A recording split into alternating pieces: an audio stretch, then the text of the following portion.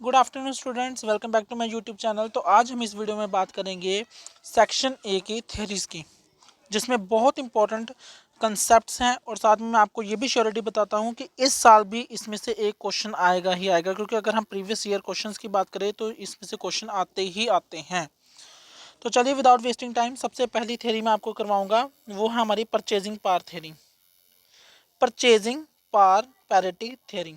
अब मैं इसमें आपको समझाता हूँ कि परचेजिंग जो पावर पैरिटी थ्योरी है उसका मीनिंग क्या है। असल में आपको पता होगा कि परचेजिंग का क्या मतलब होता है, इतना तो हर एक बंदे को पता होगा। परचेजिंग यानी कि खरीदना, पार ताकत, जिसे हम ताकत कह देते हैं ना। लेकिन इसकी अगर थ्योरी की मैं यहाँ पर बात करूँ तो इसका ये होता है कि खरीदने की क्षमता, आपकी जो आप कोई भी चीज़ खरीद रहे हो उसकी क्षमता को देखा जाता है यहाँ पे, क्षमता। वही कहते हैं कि ये जो थ्योरी है वो हमें बताती है कि हमारा जो एक्सचेंज रेट है वो किस तरीके से डिटरमिन किया जाता है हमारे खरीदने की क्षमता से, खरीदने की क्षमता से। अब मैं आपको बताता हूँ खरीदने की क्षमता से कैसे किया जाता है। चलिए पढ़ते हैं इसको। यहाँ पर 2 मिनट पेन एक्सचेंज कर लेता हूँ मैं, यहाँ पर चेंज करने पड़ेगा पेन का कलर, ये कर लेता हूँ। The purchasing power parity theory articulates the assurance of the rate of exchange between two convertible paper currencies। ठीक है, अब इसमें आपको ज़्यादा कुछ करने की ज़रूरत नहीं है, आपने यहाँ से स्टार्ट करना है इसमें। This theory can be followed, ठीक है, दिस की जगह यहाँ पर the theory can be followed back to Whitley. Clear होगा, विटले ने ये थियरी को डेवलप किया था और साथ में स्वीडिश बिजनेस एनालिस्ट गोट्सव कैसल ने। यानी कि दो पर्सन है, विटले और दूसरा जो पर्सन है वो कौन है, Gustav Cassel, Gustav Cassel. Is it clear? आपने इन दोनों के नाम याद रखने हैं और मैं आपको बताऊंगा कि परचेजिंग पावर है क्या। अब ध्यान से सुनना, ये है आपकी मेन इंट्रोडक्शन। जब मीनिंग अगर आपको, क्योंकि आपने तो फॉरेन एक्सचेंज का ही इंट्रो जो है वो आपकी फॉरेन एक्सचेंज की ही रहेगी, मीनिंग आपका थ्योरी का आएगा। Is it clear to all? Purchasing power parity is a theory which state the exchange rate जो है दो करेंसीज के बीच में इक्वल तब होगा व्हेन परचेजिंग पावर दोनों की सेम होगी। परचेजिंग पावर का ये मतलब नहीं है कि अगर वो बंदा 20 रुपए की चीज़ ले रहा है तो इस कंट्री में भी 20 रुपए की चीज़ ही मिलनी चाहिए। ठीक है, इसका ये मतलब नहीं है। इसका मतलब क्या है कि एक्सचेंज रेट जो होगा दो कंट्रीज का इक्वल रेशो में होना चाहिए, 1:1, यानी कि ठीक है 1:1। वो कैसे होगा वो मैं आपको बताऊंगा। Two countries price of fixed basket goods and services. अब बच्चे सोचेंगे दो बास्केट ये क्या चीज़ है, मैं आपको यहाँ पर अच्छे से समझा देता हूँ इसको, आपके सारे जितने भी डाउट्स हैं वो क्लियर कर दूंगा। अब देखो, ये यूएसए है,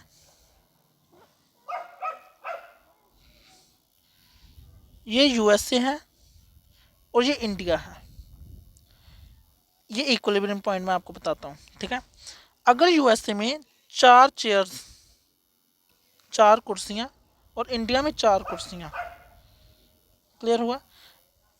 इसमें यूएसए में 4 चेयर्स और इसमें 4 कुर्सियाँ। अगर यूएसए में 4 कुर्सियाँ $4 की हैं, क्लियर हुआ, और इंडिया में 4 कुर्सियाँ 1600 रुपये की हैं, इतने की होती है, तो यहाँ से एक्सचेंज रेट कैसे बनकर सामने आएगा ये ध्यान से देखना। अब देखो जो 4 है वो किसके बराबर है, हमने क्या बोला है कि इक्विलिब्रियम करना है इसको, यही बोला हमने, इक्वल करना है। तो इसको कैसे किया जाएगा, 4 किसके बराबर है, 1600 के, यही बोल रहा हूँ मैं और यही मैंने एग्जांपल लिया। ये क्योंकि बराबर की बात करनी है ना, क्योंकि हम देखते हैं हमारा फॉरेन एक्सचेंज रेट ऐसे ही किया जाता है कि ये 70 रुपये के बराबर है। वैसे ही जो $4 है वो किसके बराबर है, 1600 के, क्योंकि 4 ही चेयर्स हैं, यहाँ भी 4 ही चेयर्स हैं। ठीक है, अब 1 की वैल्यू कितनी होगी, 400। तो यहाँ से हमारा एक्सचेंज रेट डिटर्मिन होगा कि $1 की वैल्यू कितनी होगी, 400। ये समझ में आया आपको? इसे हम कहते हैं परचेजिंग पावर पैरिटी थ्योरी की, खरीदने की क्षमता किस तरीके से है। मैं आपको फिर से समझा देता हूँ। 4 चेयर्स हैं यूएसए में, 4 चेयर्स हैं इंडिया की, ठीक है, अलग अलग हैं। ठीक है, 4 चेयर्स की कीमत यूएसए में है $4। 4 चेयर इंडिया में है 1600 रुपये की। ठीक है, अगर इसका एक्सचेंज रेट हमें डिटरमिन करना है तो हमको इन दोनों की वैल्यू को इक्विलिब्रियम करना। उन्होंने क्या बोला था हमें कि उनकी वैल्यू क्या होनी चाहिए, इक्विलिब्रियम, यही बोला था उन्होंने, ये देखो। ठीक है, कि इक्विलिब्रियम वैल्यू होनी चाहिए। तो चलिए कर लेते हैं इसको इक्विलिब्रियम वैल्यू, इनको इक्वल कर दो। 4 की वैल्यू कितनी है, 1600। 4 की वैल्यू कितनी है, ये 1600। अब जो ये 4 की वैल्यू 1600 है, 4 4 जा 16, यानी कि $1 की वैल्यू कितनी है, ₹400। ये है हमारी परचेजिंग पैरिटी थ्योरी। क्लियर हुआ? यानी कि जो चीज़ वहाँ पर मिल रही है, एक basket of goods and services, ये भी एक क्या है, एक basket of goods and services है। ठीक है, चेयर जो है 4 है, एक हिसाब से बास्केट्स ऑफ गुड्स हैं। ठीक है, और ये क्या है, 4 चेयर यहाँ भी हैं। तो सेम हम क्या कर सकते हैं, इसको इक्विलिब्रियम कर सकते हैं। Is it clear? अब इसका formula S is equal to P1/P2। P1 क्या है हमारा, P1 इज गुड की जो है क्या कॉस्ट है करेंसी 1 में, गुड की क्या कॉस्ट है करेंसी 2 की। लेकिन आपने इसमें बीच में एक चीज़ नोट की होगी कि यहाँ पर गुड जो है वो दोनों एक्स दिए हैं, यानी कि दोनों सिमिलर होने चाहिए। आप ये नहीं कह सकते कि जो टेबल है, जो चेयर है यूएसए की और इंडिया की टेबल, इंडिया का टेबल, ठीक है, आप इस दोनों के बीच में कभी भी आप इक्विलिब्रियम नहीं कर सकते, क्योंकि ये दोनों क्या है, डिफरेंट टाइप्स ऑफ गुड्स हैं। Is it clear to all? यहाँ पर दो वेरिएंट्स सामने आ जाते हैं। कौन कौन से वेरिएंट हैं ये मैं आपको बता दूं, एब्सोल्यूट और रिलेटिव वेरिएंट। एब्सोल्यूट जो वर्जन है वो क्या कहता है कि इंटरनल परचेजिंग पावर होनी चाहिए। समझ लेते हैं इसको क्या कह रहे हैं। According to this version, purchasing power parity theory, the rate of exchange should be normally effect the relation between internal purchasing power. वही बात है, सपोज करो 10 यूनिट एक्स की है, 12 यूनिट वाई की है, 15 यूनिट जेड की है। ये ध्यान से सुनना, ठीक है, इसको मैं बाद में बारफिकेट करके अच्छे से समझाऊंगा आपको। क्लियर है? और उसके लिए आपको 1500 रुपया जो है, अगर हम यहाँ पर बात करें इंडिया की, तो आपको देना पड़ रहा है कौन कौन सी चीज़, 10 यूनिट, 12 यूनिट और 15 यूनिट के लिए आपको 1500 रुपये देने पड़ रहा है। वही चीज़ सेम यही चीज़ है, अगर मैं यहाँ पर बात करूँ 10, 12, 15, ये आपको $25 में मिल रही है। अब मैंने आपको पीछे भी सिखाया है कि जो $25 की चीज़ है वो यहाँ पर इंडिया में 1500 की है, तो $1 की कीमत कितनी हो जाएगी, ₹60। क्लियर हुआ? अब क्लियर है? ठीक है, ये चीज़ है। बाकी फॉर्मूला वगैरह करने की कोई ज़रूरत नहीं है इसमें आपको, बस आपने यही लिखना है। यहाँ पर कुछ आउटकम्स आ जाते हैं इसके, शॉर्टकमिंग्स हो जाती है इसमें। शॉर्टकमिंग यानी कि डिसएडवांटेजेस। ठीक है, ये सिर्फ एब्सोल्यूट वर्जन की है। परचेजिंग पावर पैरिटी थ्योरी की भी मैंने आपको एडवांटेजेस डिसएडवांटेजेस करवानी है। सबसे पहली बात है कि वहाँ की जो 4 कुर्सियाँ हैं, ठीक है, मैं आपको यहाँ समझाता हूँ, इसको अच्छे से समझ में आएगा आपको। सबसे पहली बात मैंने यहाँ पर आपको बोला था, सबसे पहले एग्जांपल दी कि यूएसए है और इंडिया है। चेयर्स की एग्जांपल दी थी मैंने आपको, है ना, अच्छे से चेयर्स की एग्जांपल हमने की थी कवर अप। अब सबसे पहले यहाँ पर डिसएडवांटेजेस एब्सोल्यूट वर्जन की ये आती है कि जो ये चेयर्स हैं ये $4 की है, ये जो चेयर्स हैं ये 1600 रुपये की है। तो क्या पता इंडिया की चेयर्स है उसकी क्वालिटी ज़्यादा अच्छी हो, है ना, यानी कि क्वालिटी मैटर करती है इसमें। तो ये भी आउटकम्स शॉर्टकमिंग आ गई। क्यों? क्योंकि जो ये यूएसए की $4 की $4 की 4 चेयर्स मिल रही है, यानी कि इसमें क्या होगा, क्वालिटी, क्वालिटी क्या पता घटिया हो बढ़िया हो, जो कुछ भी ऐसी चीज़ है ना, हम क्वालिटी के बेसिस पे कभी भी इसको परचेजिंग पावर पैरिटी थ्योरी के अकॉर्डिंग एक्सचेंजर को डिटरमिन नहीं कर पाएंगे। क्यों? क्योंकि क्वालिटी जो है वो मैटर करती है। क्लियर हो गया आपको? क्वालिटी जो है वो मैटर करती है। अब जो ये 4 चेयर्स हैं, क्या पता इनकी क्वालिटी अच्छी ना हो, लेकिन इंडिया की चेयर्स की क्वालिटी अच्छी हो। Is it clear to all? दूसरा हमारा आता है डिमांड। अब देखो क्या पता इंडिया में ज़्यादा डिमांड, इसकी जो यूएसए में इसकी डिमांड जो है बहुत कम हो, इसलिए उनके प्राइस डाउन है। ठीक है, इंडिया में इसकी डिमांड बहुत ज़्यादा है चेयर्स की, जिस कारण इसमें प्राइस ज़्यादा है। तो ये भी जो है हमारा क्या बनकर आ जाता है, disadvantages of absolute version. Is it clear? Relative version में सिर्फ आपने यही पैराग्राफ करना है और ज़्यादा कुछ करने की बिल्कुल ज़रूरत नहीं है आपको, ठीक है। रिलेटिव वर्जन, ठीक है। द रिलेटिव वर्जन कैसल का ये, ठीक है, इसने हमें ये बताया था कि purchasing power theory attempts to explain the change in the equilibrium rate of exchange between two currencies. It relates a change in the equilibrium rate of exchange to change in the purchasing power parities of the currency. In other words, the relative changes in the price level in the two countries between some base period and current period have vital bearing upon। अच्छा, ये हमें क्या समझाता है कि जो changes हैं, changes वो भी बहुत ज़्यादा मायने रखते हैं। जितने भी चेंजेस हैं वो भी बहुत ज़्यादा मायने रखते हैं। मैं आपको यहाँ पर एक न्यूमेरिकल के अकॉर्डिंग समझाता हूँ। ये इट इज़ बोझा ओरिजिनल और बेस्ड प्राइस जो है रेट एक्सचेंज का कितना है रुपये में, $1 का है 50 रुपीज़, ठीक है। प्राइस इंडेक्स जो है करंट पीरियड का, ठीक है, 180 है। तो जो रिलेटिव वर्जन है उसका मेन क्या है, आप इसको लिख लो अच्छे से, ठीक है। ये एक इकोनॉमिकल थियरी है, ठीक है। देखो एब्सोल्यूट में क्या बोला था, इंटरनल परचेजिंग में सारा कि एक चेयर अगर उधर $4 की है, $4 की है, तो यहाँ पर $1600 की है, तो $1 की वैल्यू कितनी होगी, $400। लेकिन ये थ्योरी क्या कहती है, ये आपको इन्फ्लेशन रेट्स भी दिखाती है कि इन्फ्लेशन रेट्स के कारण भी हमारा जो एक्सचेंज रेट है वो चेंज हो जाता है, ठीक है। ये प्रिडिक्ट करती है, ये सिर्फ प्रिडिक्शन देती है अपनी, ठीक है। और जिसे हम रिलेटिव वर्जन कहते हैं वो एक ऐसी इकोनॉमिकल थियरी है जो प्रिडिक्ट करती है, किसको प्रिडिक्ट करती है, रिलेशनशिप को। किसके रिलेशनशिप को, इन्फ्लेशन रेट्स को, कि आने वाले टाइम में इतनी इन्फ्लेशन होगी और इसके कारण क्या होगा, हमारा फॉरेन एक्सचेंज इंक्रीज होगा। क्लियर हुआ?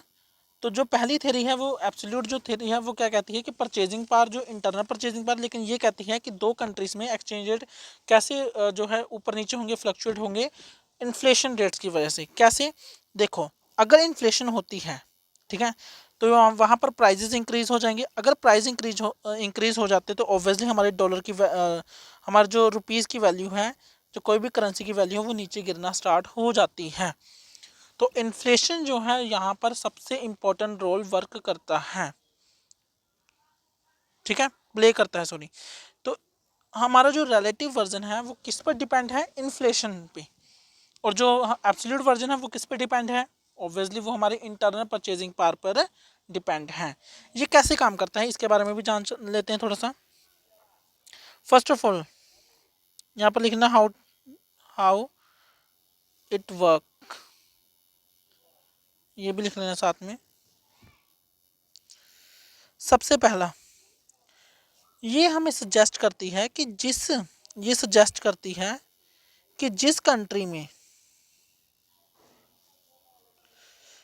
कंट्री में इन्फ्लेशन रेट ज़्यादा है उसकी करेंसी की वैल्यू जो है वो क्या होगी, नीचे गिर जाएगी। ये मैंने आपको पहले भी बताया कि इन्फ्लेशन जब ज़्यादा होती है, यानी कि हमारे इन्फ्लेशन का मतलब कभी भी ये मत बोलना, अगर आपका वाइवा लेने कोई भी टीचर आता है तो अगर आपसे पूछे इन्फ्लेशन क्या होती है, आप बोलोगे महंगाई। तो इकोनॉमिक्स के सेंस में ये हम ऐसे नहीं बोल सकते कि इन्फ्लेशन का मतलब है महंगाई। आपको सीधे बोलना पड़ेगा increase in the value of goods and services, ठीक है। आप ये नहीं बोल सकते महंगाई होती है, तो उसने आपको ट्रांसलेशन करने के लिए नहीं बोला, उसने आपको बोला है कि इन्फ्लेशन की डेफिनेशन या इन्फ्लेशन का मुझे मीनिंग समझाओ। इन्फ्लेशन तो महंगाई होती है, ये तो आपको सबको पता ही होगा, लेकिन होती क्या है वो चीज़ वो आपको पता होना चाहिए। प्राइस जब इंक्रीज करते हैं तो हमारे जो डिमांड है डिक्रीज हो जाती है, वैसे हमारी करेंसी जो है वो क्या हो जाती है, डीवैल्यूड। डीवैल्यू यानी कि उसकी वैल्यू कम हो जाती है। Is it clear? Second point,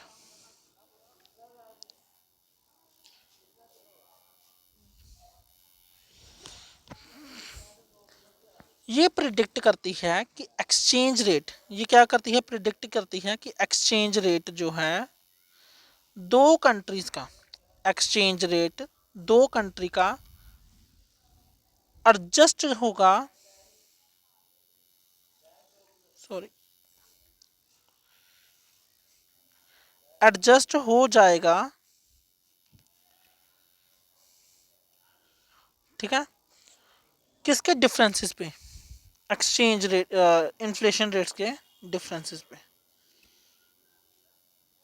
अगर अगर दो कंट्रीज है ए और बी लगा लो, यहाँ पर दो कंट्रीज हैं, इसमें इन्फ्लेशन ज़्यादा है इसमें इन्फ्लेशन कम है, तो हम इक्विलिब्रियम बिल्कुल भी नहीं कर पाएंगे। लेकिन जो ये ऑथर है जिसने ये लिखा है, सारी थियोरी लिखी है जिसने, उसने ये हमें बोला है इस रिलेटिव वर्जन में कि जो एक्सचेंज रेट है वो कभी ना कभी तो ठीक होगा, क्योंकि हमेशा ये नहीं होगा कि इन्फ्लेशन ही रहेगी, वहाँ पर डिफ्लेशन भी आ सकती है। Is it clear to all? Clear है? तीसरी बात, रिलेटिव वर्जन इंपॉर्टेंट क्यों है? जो मैंने सबसे पहले आपको चीज़ बताई थी ना, सबसे पहले ये चेंजेस को बताता है, तो यही बात है कि ये प्राइस कितना चेंज हो रहा है उसको बताता है। प्राइस चेंज कितना हो रहा है उसको बताता है, ना कि प्राइस लेवल को, कि प्राइस इस लेवल में है, गुड लेवल में है, ऐसा नहीं। ये प्राइस कितना चेंज हुआ परसेंटेजेस में बताता है ये, इसलिए ये बहुत ही ज़्यादा इम्पोर्टेंट है। Is it clear to all? Clear है? तो ये है हमारा रिलेटिव वर्जन। क्लियर है ये रहा।